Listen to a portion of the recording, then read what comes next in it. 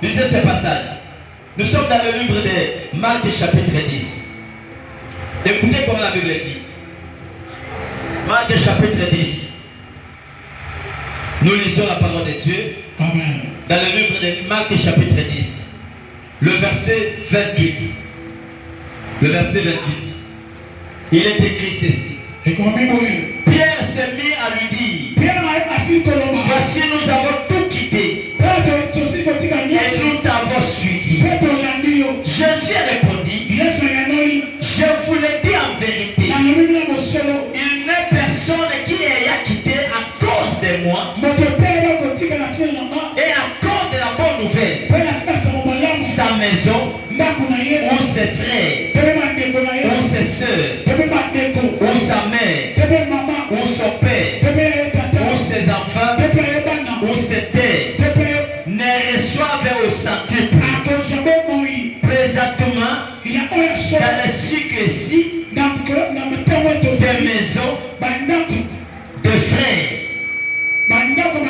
des soeurs, des mères, des enfants, des terres, avec des persécutions. Et dans les siècles à venir, la vie éternelle. Il y a trois avantages, trois bénédictions que la personne doit recevoir lorsqu'il quitte. La première chose, il sera béni au centuple. La deuxième chose, la persécution. Et la troisième chose, la vie éternelle. Yaya, au moment où on là, on sort côté déjà dans l'assurance, c'est le blanc à main. Mon tapo kangela pour ta là, azate. Quand tu ouvres, personne ne peut jamais faire ça. Quand tu étonnes, personne ne peut jamais faire ça. Quand il élève, il élève. Quand il donne, il donne. Il y a un Dieu qui dit à moi la chose à ton prix. Parce que l'homme est photo avant, la prédication avant. C'est pas parce que nous parlons avant. Amen. Papa, quand ça on vient d'Ivala dans l'Ola, il y a d'Ivala les gens dans l'Ola. Nous sommes informés, on a ces là. Yes. Oui, maman n'a pas bon tabichon, on a 16 ans, on a 18 ans. Mon monde a le recherche, ça a 35 ans, ça a fiancé. N'a pas de semaine, Yaya, Nzamba, la Soko Tika, Ndako, na Oye, l'église. N'a pas de compétition, son poste à monter dans le nom de Jésus. Maman n'a pas de cola, n'a pas de soissons, oh, les qui n'ont témoin dans la Gosso.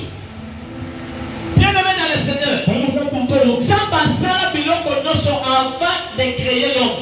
Il a créé toutes les choses que nous voyons. Pour prouver à l'homme que tout ce que j'ai créé t'appartient. Même les voyages. Ce n'est pas au ciel que nous allons voyager. Nous devons jouer avec les avions ici. Nalobi au côté d'avion au quai, à l'aéroport international, au quai à Dubaï, au quai à Chine, au quai aux États-Unis, au quai à Canada. Ce sont le bas de la Tanzanie. Samba sala batako poto fanda awa na mokili. Yes. So se pe na mokili. Yo na biyo ko sabu selo ko no se sabu sayo. Yes. So ki ko la te zaki pasi yaya. O bando la ta kulela li papa, kulela sake, kulela ilamba, kulela pati. Yes. Wanda ko na séminaire à 4 jours. Lelo la te la babu susu, lelo la te la babu. So ko so ke la ke la mate fois te na babu.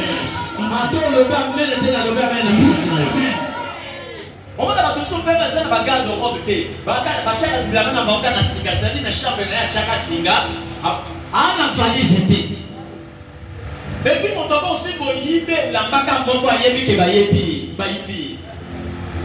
Bien mais wani yo kozala moi c'est comme ça dans ndako na yo ofungoli congélateur ba soso ba pousse ba hotel lelo ba koli ezate. Webi mon papa bio ba koli ayo kakanzala te. Même moto azanga bio ba koli ayo kanzala ya kosati. Okoma bo ofungoli bato valise na et là ba koli ezate tala play à bilamba. Oui, parce que on va camper à 5 et 10. On va dimanche, on vient faire de nouveau. Non, on a tête ça jacolat, ta tête fait son bagage. Na loba. Yes. Na tombola. Yes. Na vibré. Yes. Na bio côté fils, na bio côté faté. Yes. Oh, nous va ninga te maninga ni bakwa ko lukayo. Yes. Obi na fi so ko problème yaya, o nous va toter ba momo ni bakoya. Yesu alobi ezate ke na biso tokende mpona bamomemba ngo osani epele na osekati lobi bozwi ya bapaye eza na biso Dieu a dit à Abraham dans le livre de Genèse chapitre il a dit quitte ton pays quitte ta famille c'est là que je te bénis il y a des bénédictions qui t'attendent si tu n'arrives pas à bouger si tu n'arrives pas à marcher tu ne peux jamais atteindre ce que tu avais. Prends la décision à partir d'aujourd'hui de conjuguer le verbe qui est. Et ça va te révéler dans un bongo. Mais je ne vais pas me d'avion, mais ceux qui n'importe quel avion crash et qu'on s'aime à la couche, la tête, moi c'est la balle. Yaya, il faut que nous avons des décisions pour voyager, de voyager pour rien. Yes. Mais la campagne sur le qui pose la main. Yes. Bali à Kassoro qui nzala. Yes. Bien même pour qu'on soit pour ça, il y a des gambos songolo. Au moment que ça va changer sur la vie, non? Yes. Nous voulons payer. J'aimerais ici. Prends la décision. Regardez comment Dieu était avec Joseph. Lorsque Joseph était allé voir ses frères, la Bible dit la première chose, on a haï Joseph à cause des rêves. Les gens ne sont pas contents de toi à cause de la grâce que Dieu a versée. Lorsque tout ce que tu fais progresse, personne ne peut jamais t'accepter. Écoutez-moi bien. La Bible dit ils ont creusé la peur, ils ont jeté Joseph. Ils ont fait sortir Joseph. On a vendu Joseph. On faisait que déplacer Joseph.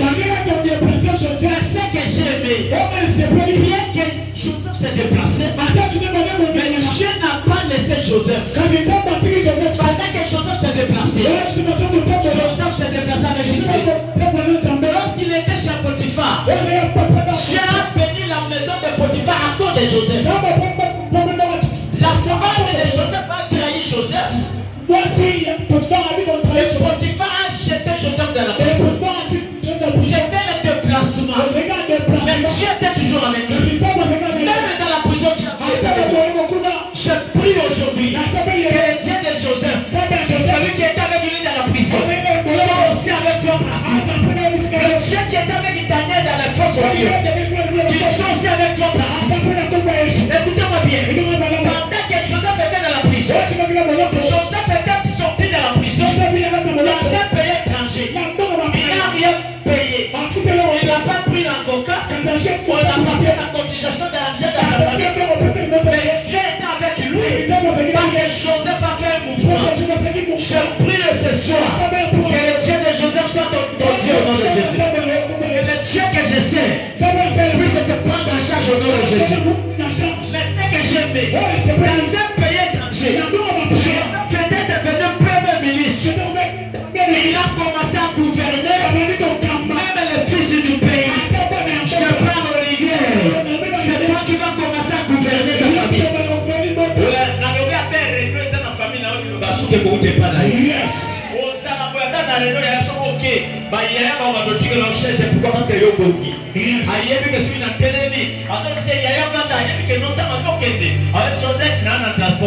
Yes.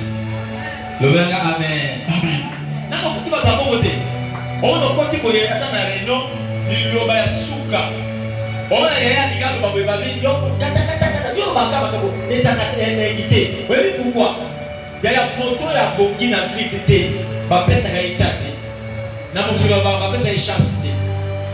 nyonso akoloba ezalaka mabe mais moto so aza na mbongo ata elongi ezalaki ya mabe azosekondere azolela mais so azwika mbongo elongi echange